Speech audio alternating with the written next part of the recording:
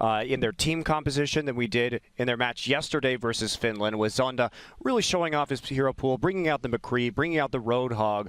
But some of their coordination, I think, needs a little bit of work. We didn't see the most efficient use of ultimates. Yeah. And it seemed like, too, at times they just weren't ready for the aggression that South Korea was going to bring, especially when they were, when South Korea was defending point B on the last map. And yeah, they did go a little bit too far, but man, Chinese Taipei had trouble even getting set up to push in the first place.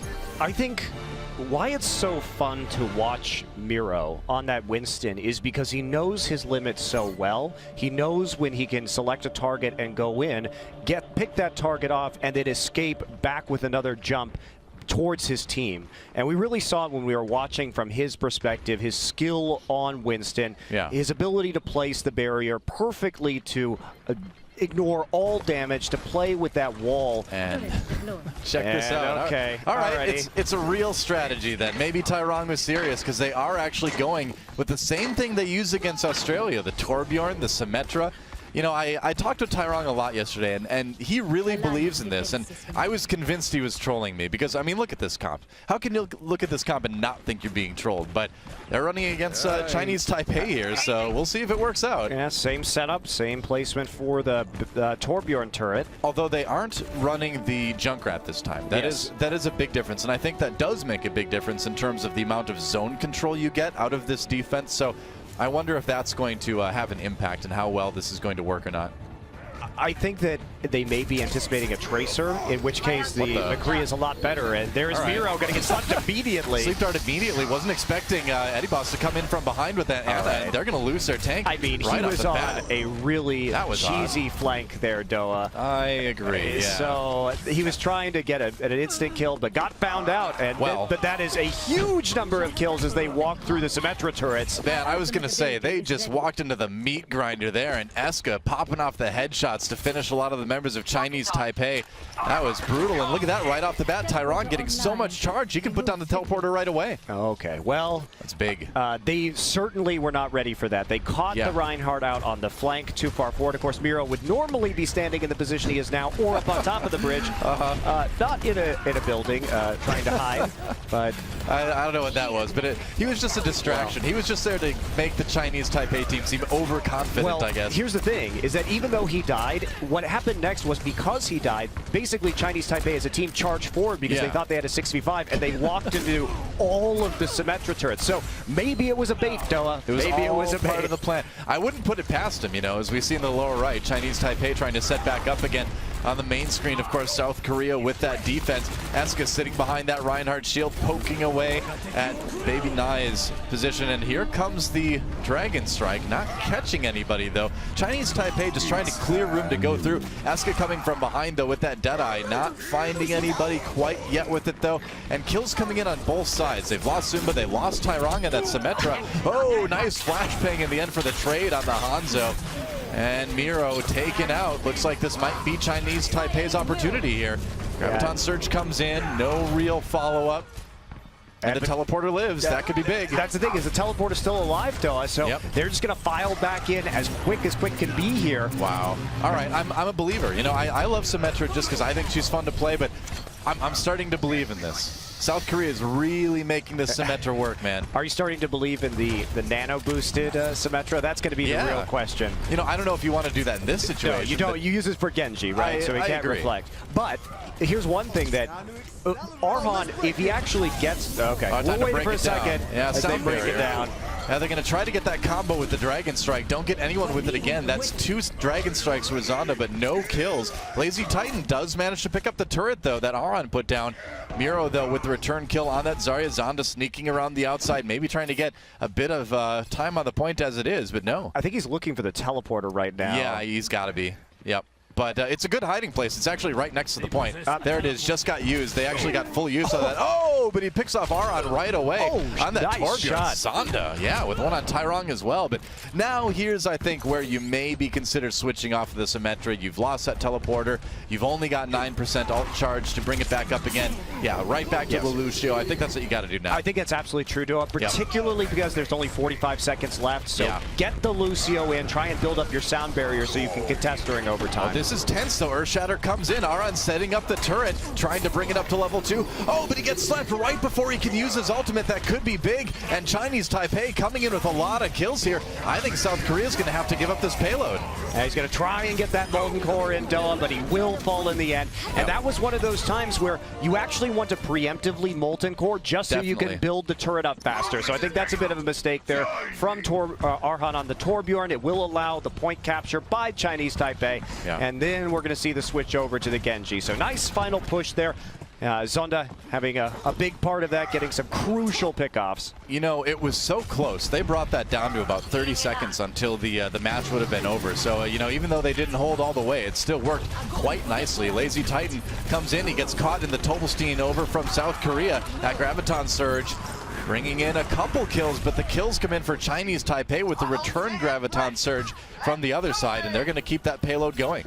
Well, they had just swapped up, so they didn't have really any ult economy, Korea, and Arhan got stuck in that Graviton Surge and then frozen by Danny. So easy pickoff onto the Genji. That's going to buy them quite a bit of leeway here to push the payload forward, and we're going to see a high ground push coming up here from Korea. They're going to try and drop down and defend. Eska looking for the flank Deadeye. I think he's looking for the jump down from behind type of Deadeye. I like the change from Zonda over to the McCree. He noticed the Genji, immediately went from the Tracer to the McCree to try to have that flashbang available.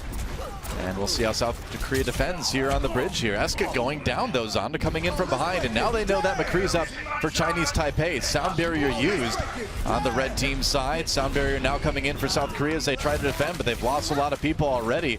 Danny's been pretty effective here on this Mei as well, just getting the walls in and preventing the damage from coming towards his team, and they're almost all the way through point B. Yeah, Eska was really trying to find the Ana there so that he could shut down the nano boost, but instead, good communication from Chinese Taipei. They call out to his position to Zonda. Zonda just comes up and gets the 1v1 flank, so it really eliminates a lot of the damage coming in from Korea. There's going to be an attempt here on this point to actually hold before point number 2. Now, this is incredibly risky to do on Eichenwald. Well, they hold. They managed to get it for the moment, and there's only 45 seconds left. And you're right. It is super risky, but they've got a chance. Makes me so nervous whenever I see that, Doa, because when you commit a lot to that defense, if you fail, you can push through the most difficult part of this map as an offense. So you're basically hamstringing yourself if you fail as a defense, if you're trying to contest right at the end of point number 2. Ends up working out, and now Arhan just skirmishing on the outside, and he does not reflect. Whoa, all right, but time to fly. Eska with the Deadeye now, and we'll see if he can pick anything up.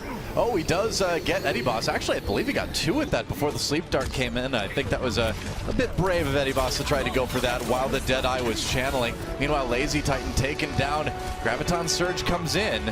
South Korea, they may be able to defend it. There's the overtime. I think they've got it. South Korea, oh wow, actually Zonda switching back over to the Tracer. Can he keep it going long enough for his team to get there? They're all streaming in. There's Danny, throws down the wall, gets a bit low on the outside, and he's going to stay alive with the ice block.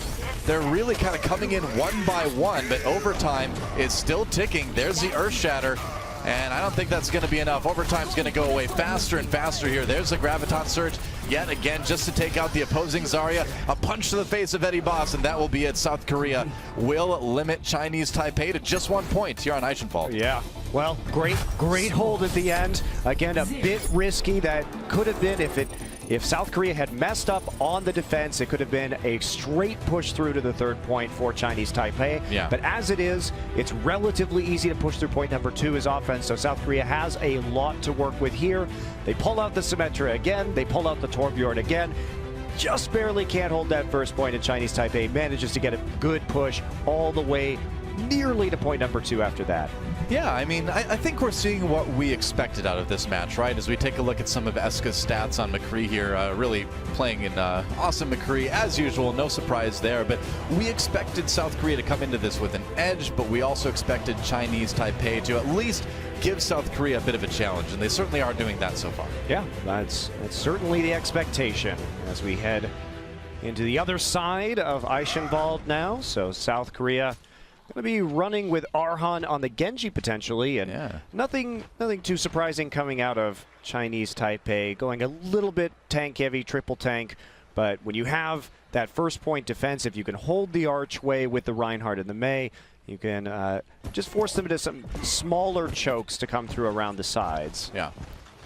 Well, looks like Chinese Taipei setting up with a triple tank defense again. No reliance on the Roadhog this time, though, as they are going with Zarya Winston and the Reinhardt. But we'll see. I'm curious to see if Zunba is going to stick on that Widowmaker, right? He's going to play Zarya. Yeah.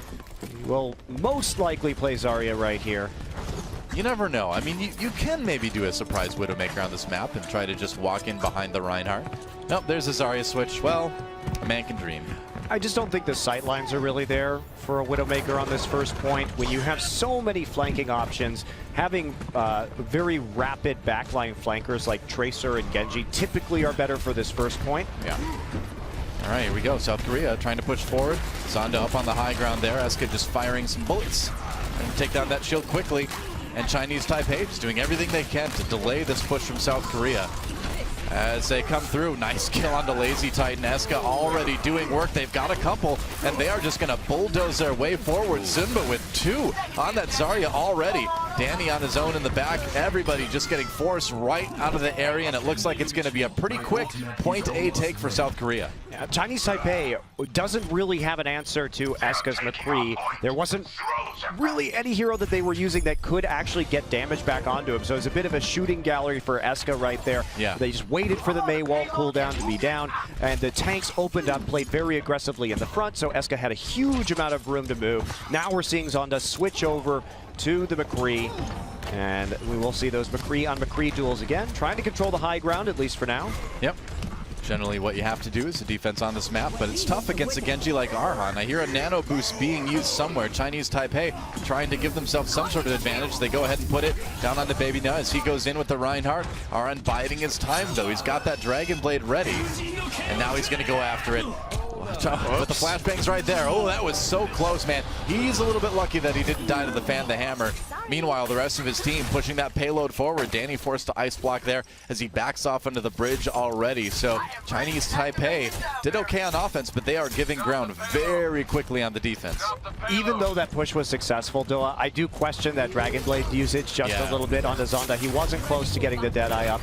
Also, Arhan known for his Genji play, but I feel like his reflex today have been really off when we've been watching him in the first person. He's just not playing the mind games properly, and his reflexes aren't there to block some crucial abilities. That's a bit awkward. They're going to drop the Graviton Surge on the outside, though. Eska grabs a couple with his own Deadeye, and South Korea, you know, awkward Genji play or not, they are certainly having no trouble at all bulldozing their way through Chinese Taipei, and they are almost done with this map and this series. If they can push it to that yellow square, that's going to be a 2-0. Esko's got the nano boost now, gets the headshots onto Lazy Titan, has to worry about this Ana now. I don't think it's going to be a big problem. There's the kill for Zunba again, and Chinese Taipei with a bit of desperation as they try to stop South Korea from getting that last tiny bit, but they can't do it. And South Korea grabs the 2-0. And, you know, I mean, that's what we expected. Chinese Taipei certainly putting up a bit of a fight, giving them a bit of a challenge, but in the end, not seemingly able to stop Korea too much. No, they weren't, Doa. And we end that match with 60 kills for Korea, 30 kills for the side of Chinese Taipei. So a closer match, certainly, than yesterday. The shutdowns with the Symmetra, or the full hold with the Symmetra and the Torbjorn. We saw yesterday, it almost not happened able, today too. Yeah, almost, but not quite able to be duplicated this time around. That first push by Chinese Taipei on Eichenwald was pretty funny. I'm not sure, you know, that Reinhardt positioning was he was bait. He was bait. I'm going to ask Tyrong about this after the match. Tyrong is just going to tell you. He's going to tell me, like, well, we just wanted Miro to stand there and get killed. Yeah, that's what we wanted all along. Yeah. Well, so on that note, let's send it over to the desk to see what they've got to say about South Korea's victory over Chinese Taipei. Thank you so much, Doa and Monty. Great job casting that match, because that was so much fun to watch. Man, Chinese Taipei is actually a really amazing team. Yeah, and unfortunately for them, they're in a group with South Korea and Finland. That's just the downside of it. Because honestly, I think if you'd have put Chinese Taipei in any other group, they would have put a strong challenge on top in it. Yeah, and the fact that we only get to see one more game from these guys, and it's pretty much sealed that you're not going to get out this group, for me, is just devastating. Because, again, like you said, in any other group, they could literally top the group. Yeah. I really would put them above a lot of the Western teams here. Maybe not your Swedens and co, but we saw some really good play from them. But unfortunately, Korea were able to shrug it off and even still go back to some of those strategies strats that we thought were, trolling or just having fun, but actually on a match like Eichenwald, it seemed to work out fairly well for them. I think one of the quotes from Chinese Taipei we got when we spoke to them was, "We'd like to compete in the playoffs at the BlizzCon, but our group sucks." Yeah, they knew Way to from sum it the up, beginning maybe. how tough it was going to be. And they really, they didn't cave at all. They really brought some creative strategies here. But let's talk first about South Korea, what they did to stop this team.